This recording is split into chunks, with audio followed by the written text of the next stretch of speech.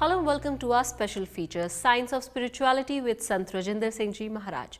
Spirituality is a hard term to define, and people have been trying to define this since the dawn of consciousness of mankind.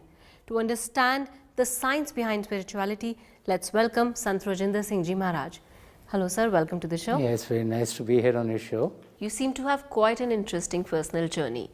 You started as a scientist and then embraced spirituality. How did this happen? And how does your background impact your present work? You know, I was brought up in a family where there was some spiritual significance because I used to see my parents meditate in the mornings. And so as I grew up, I was very curious as to what is the light about and what are they doing. And so as I went through school, I was born here in Delhi. I went to Summerfield School first and then Sardar Patel Vidyalaya here. And as I graduated, I got into IIT Madras, spent 5 years there. So I used to be very conscious about, what is the life about? And so that's why I went into the sciences. And so the scientific part of my life was questioning the spiritual part of this existence. And I realized that spirituality was not haphazard. It wasn't blind faith. And that as you sit in silence and as you meditate, you could experience something beyond what we see through the eyes or hear through the ears. So I was very inquisitive and started using the scientific principles.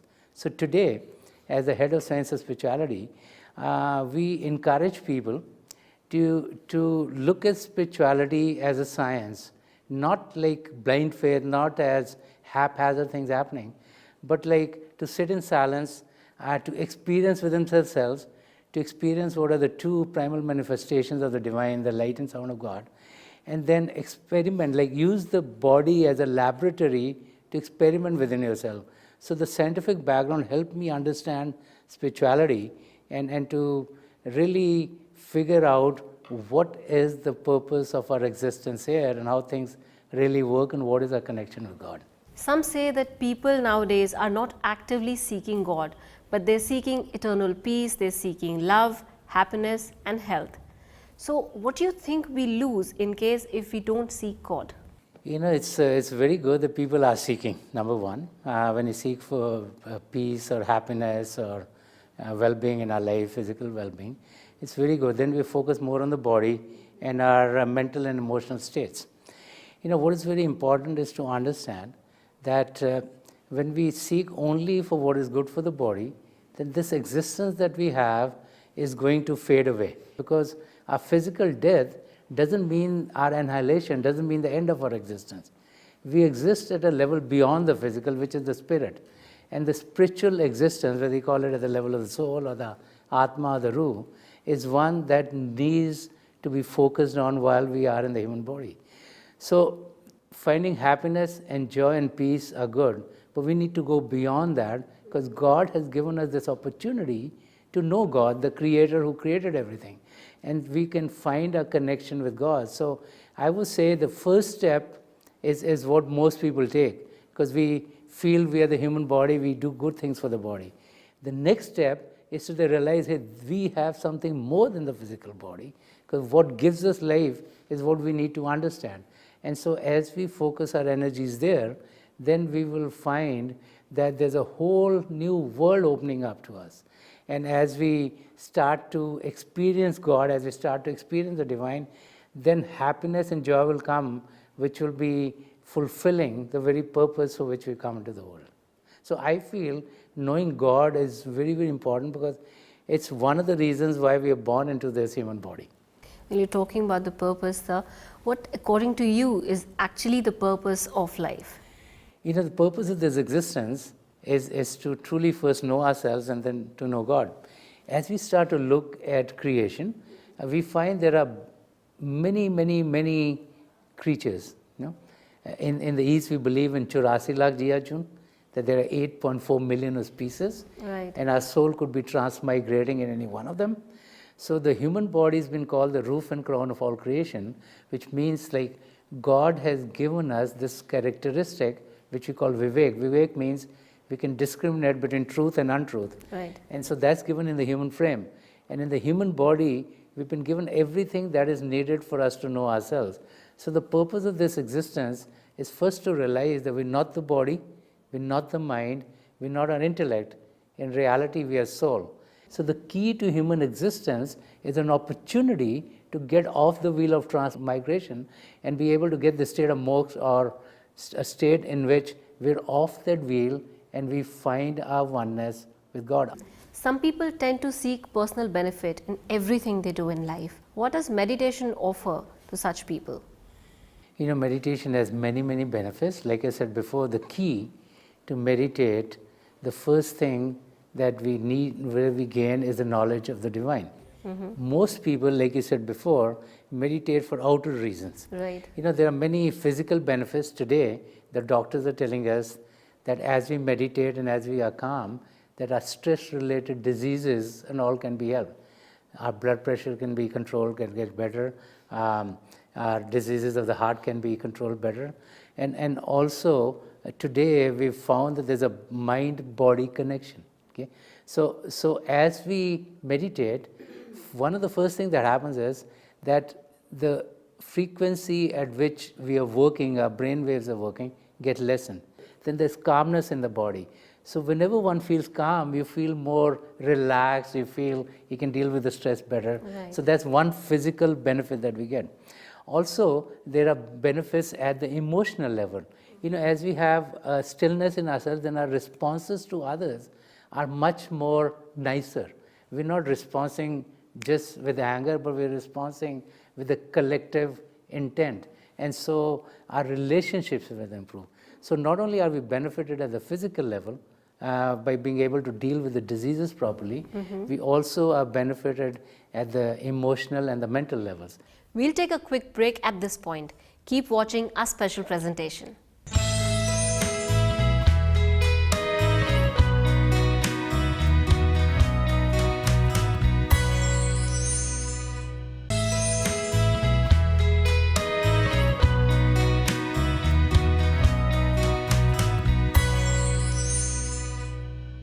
Welcome back after the break on our special feature. Do you advocate having a spiritual guru or master, or can one actually connect with God directly as well? To connect with God, we need guidance. Just like when we go to school to learn physics or chemistry or maths, we go to a teacher. There are many books out there already. But the teacher guides us so that we can explore. When you go to school or you go to college, you learn from the teachers and the professors because they can guide you. The material might be there, but they teach us how to make use of the material. So it's the same thing with a guru or a saint or a master.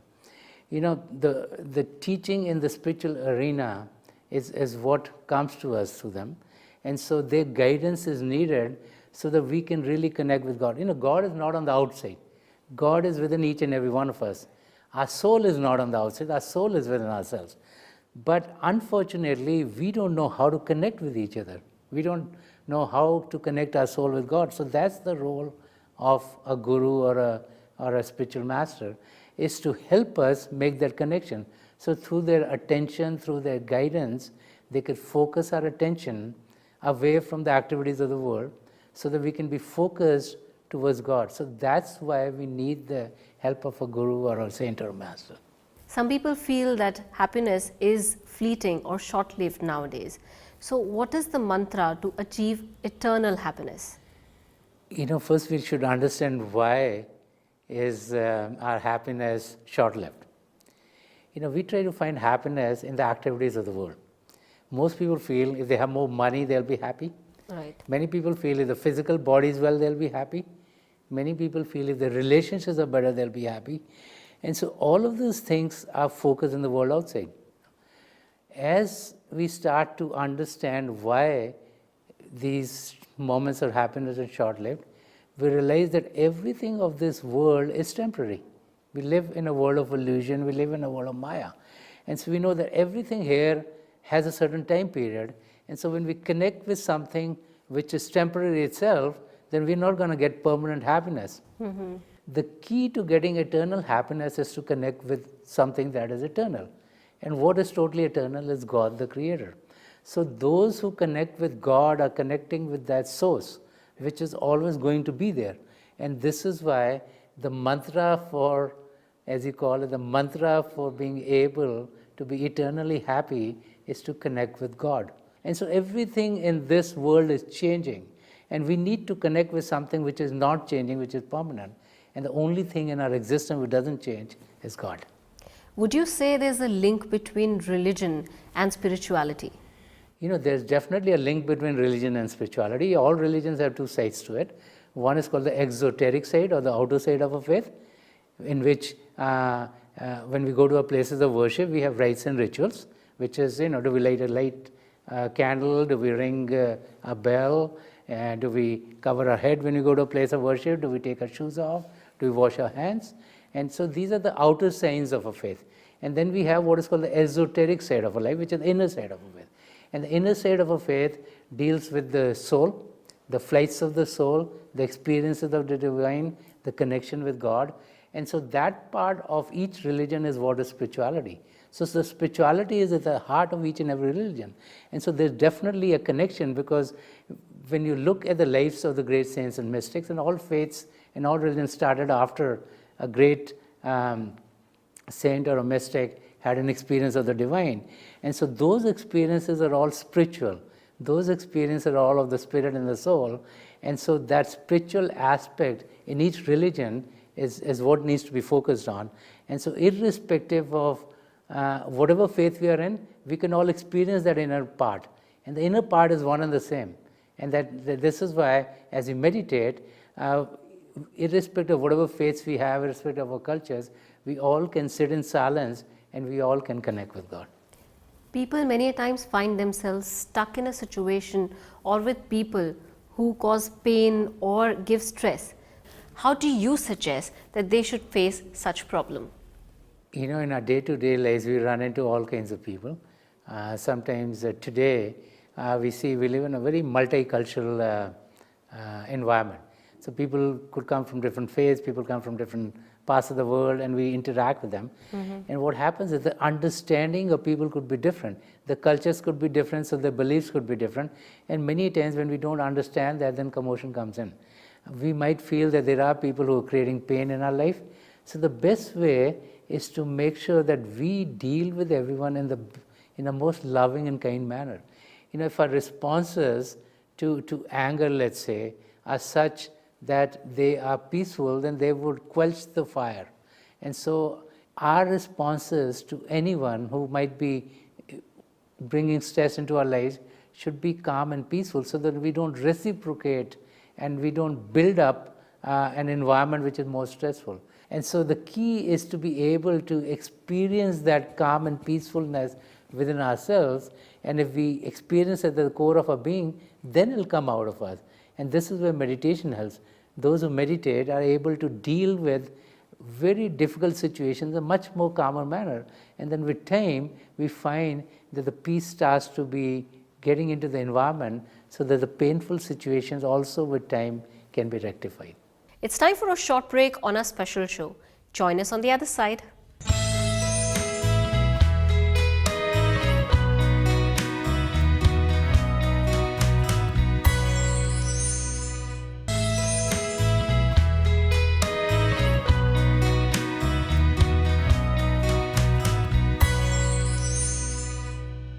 Welcome back after the break on our special feature. According to you, is there any right age to start the spiritual endeavor? I think any age is the right time to start the spiritual endeavor. It depends on what state we are in.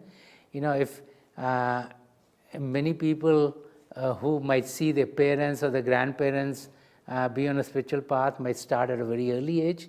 There might be times when life is just going on and something unusual happens. Let's say a very loved one passes away, and we start to wonder about life itself, and we start to question life and say, what is the life about? What happened to this person?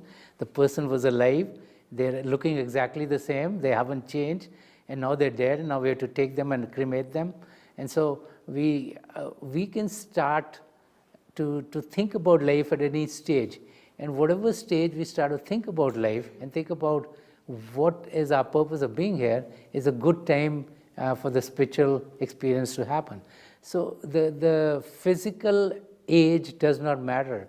It's the desire in a being to know what the truth is, that starts the spiritual journey. And so we've seen over the years that there have been children who've been 4, 5, 6, 7, 8 who start to sit in silence because they see their parents. And there are people who start to go on the spiritual only when they're 70 or 80 or 90 years old, because it is then that they start to think about what connection they might have with the creation. And so I feel any age at which we start to think about life itself is the right time for us to grow spiritually. You have been a strong advocate of vegetarianism. What, according to you, are the benefits of being a vegetarian? Today it's very interesting that science has developed a lot. There are many doctors and scientists who are doing research on all kinds of things. And in the last 50 years, the doctors and the scientists all over the globe are saying that a vegetarian way of life is better for the physical well-being. In the spiritual arena, the saints and mystics have always advocated a vegetarian way of life. When we start to think of life itself, the human body has 5 elements. And this is why if we kill a human body, in all countries there are rules and regulations of dealing with it. Okay? Right. When you kill an animal, there are not that many regulations. When you kill a fish, there are not many regulations. And so the more elements, there are 5 in the human body, 4 in the animals, and they keep on going down. For us to survive, breathe. And as we breathe, we are killing bacteria also. Okay?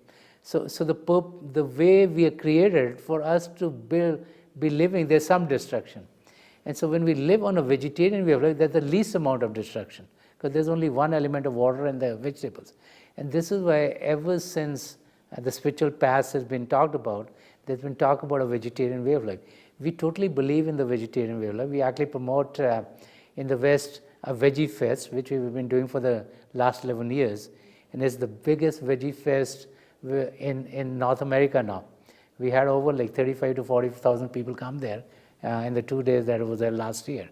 And there, not only are we promoting vegetarianism and letting people know how a vegetarian life can help you, we also have talks by doctors on being able to look at the benefits of being a vegetarian. Also, there are cooking classes that are held so that people can see that vegetarian food can taste well. And also, we have a 21-day vegetarian challenge and a 21-day and a meditation challenge. So people can take it and try it for 21 days and see how we feel. We find a great awareness of being a vegetarian all around the globe, because people are realizing not only is it good for the physical body, that it helps you be more calmer, be more peaceful, because it's understandable to realize that whatever we put in the body is the kind of reactions we're going to have. So when we put in the body, let's say the meat or the dead meat of an animal who's been in a lot of turmoil, and you can see when they're taken to the slaughterhouse what they would be feeling, then those symptoms also come into our being. And so it's not that easy to deal with life in a manner. So vegetarian definitely helps us to lead a calmer and peaceful life. It definitely helps us in the spiritual arena so that the body is more cleansed and more calm and more peaceful. So when you meditate, you can have experiences which are going to be uplifting for you. In today's world, as we can see, there's a lot of turmoil all around us. So according to you, how can we attain world peace? I feel that peace begins with us. We're always telling someone else to behave this way or that way, because we feel that whatever we think is right. We always want change in someone else. We rarely look at changing ourselves. The key is to change ourselves. If we are more calm and if we are more peaceful, then what happens is not only will it helps our environment. If we change as an individual, then it helps our families. Then our families would change, because we would be bringing calm and peace to them. And so they'll get peaceful. As a family change, then our communities change, because families relate with communities. Okay? As the families are more peaceful, the communities are more peaceful. As the community change, then our cities change, because communities relate with the cities. And our cities change, then our countries change. And as the country change, there's a change in the global level. So each and every one of us can make an effort. So if a few people are peaceful here, and a few people are peaceful here, and a few people are peaceful here, and the circles are growing, then hopefully with time, that these circles of peace and calm keep on growing, so that we can have a world which is more calmer and peaceful. So I strongly feel like peace begins with each and every one of us, and peace would come to us by focusing within. So as we go within ourselves and as we connect with the divine power within, then we would be calm and peaceful, and that is really, really going to affect the whole environment in which we find ourselves. Thank you, Maharaj Ji, for giving us such an insight on science behind spirituality. Thank you so much. Thanks for watching our special feature, Science of Spirituality with Sant Rajinder Singh Ji Maharaj. Thanks for watching.